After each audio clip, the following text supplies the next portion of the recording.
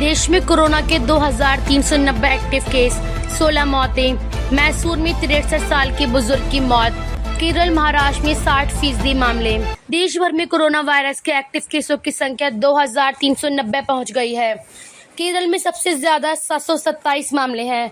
Maharashtra active cases के मामले में दूसरे नंबर पर है। शुक्रवार को राज्य में 84 नए केस सामने आए हैं। यहां अब तक 681 मरीज हैं। देश के 60% एक्टिव केस इन्हीं दो राज्यों में हैं। कर्नाटक के मैसूर में शुक्रवार को 63 साल के एक बुजुर्ग की मौत हो गई। राज्य में कोरोना से यह तीसरी मौत है। इसके अलावा महाराष्ट्र, केरल, राजस्थान, उत्तर प्रदेश और मध्य प्रदेश में कुल 13 मरीजों की मौत हो चुकी है। कुल मृतकों की संख्या 16 पहुंच गई है। गुजरात के अहमदाबाद में शुक्रवार को एक दिन की नवजात की कोरोना रिपोर्ट पॉजिटिव आई है। बच्चे को आईसीयू में रखा गया है। पिछले सप्ताह बच्चे की मां भी कोरोना पॉजिटिव पाई गई थी। हालांकि अब उनकी रिपोर्ट नेगेटिव है। मेघालय में 7 महीने बाद कोविड के 2 मिले हैं। मिजोरम में 2 लोगों में कोविड-19 की पुष्टि हुई है। स्वास्थ्य विभाग के अधिकारियों ने बताया कि राज्य में इस तरह का आखिरी मामला सामने आने के 7 महीने बाद कोविड के केस मिले। मिजोरम में कोविड-19 का आखिरी मामला अक्टूबर 2024 में सामने आया था।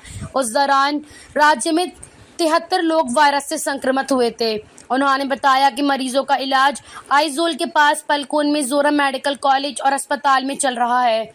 राज्य के स्वास्थ्य विभाग के इंटीग्रेट रोग निगरानी कार्यक्रम ने लोगों से न घबराने की बात कही है।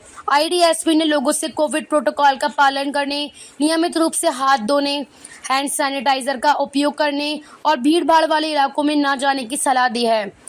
महाराष्ट्र सरकार ने बताया कि शुक्रवार को कोविड के 84 नए मामले सामने आए, जबकि मुंबई में जनवरी 2025 से अब तक कुल 681 केस मिले हैं। जनवरी से अब तक राज्य में 9,592 कोविड-19 टेस्ट किए गए। वहीं जम्मू कश्मीर में गुरुवार को कोविड-19 के 2 मामले सामने आए थे। दोनों मरीज केरल के रहने वाले हैं और श्रीनगर के गवर्नमेंट डेंटल कॉलेज में पढ़ाई कर रहे थे। भारत के कई राज्यों में कोविड-19 के मामलों में बढ़ोतरी के बीच देश में 4 नए वेरिएंट मिले हैं। आईसीएमआर के डायरेक्टर डॉक्टर राजीव बहल ने बताया कि दक्षिण और पश्चिमी भारत से जिन वेरिएंट की सीक्वेंसिंग की गई है वे LF.7, XFG, JN.1 और NB.1.8.1 सीरीज के हैं।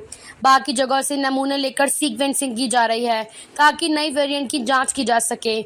मामले बहुत गंभीर नहीं है और लोगों को चिंता नहीं करनी चाहिए, बस सतर्क रहना चाहिए। वर्ल्ड हेल्थ ऑर्गेनाइजेशन ने भी इन्हें चिंताजनक नहीं माना है। हालांकि निगरानी में रखे गए वेरिएंट के रूप में कैटेगराइज किया गया है। चीन सहित एशिया के दूसरे देशों में कोविड के बढ़ते मामलों में यही वेरिएंट दिख रहा है।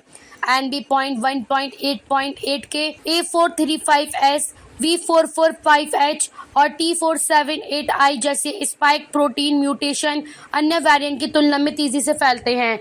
इन पर कोविड के खिलाफ बनी इम्यूनिटी का भी असर नहीं होता। भारत में कोविड का JN.1 वेरिएंट सबसे आम है। टेस्टिंग में आधे से ज्यादा सैंपल में यह वेरिएंट मिलता है। इसके बाद BA.2 और ओमिक्रॉन सब लाइनेज वेरिएंट के मामले भी मिलते हैं। JN.1 ओमिक्रॉन के BA.2.86 का एक स्ट्रेन है। इसे अगस्त 2023 में पहली बार देखा गया था।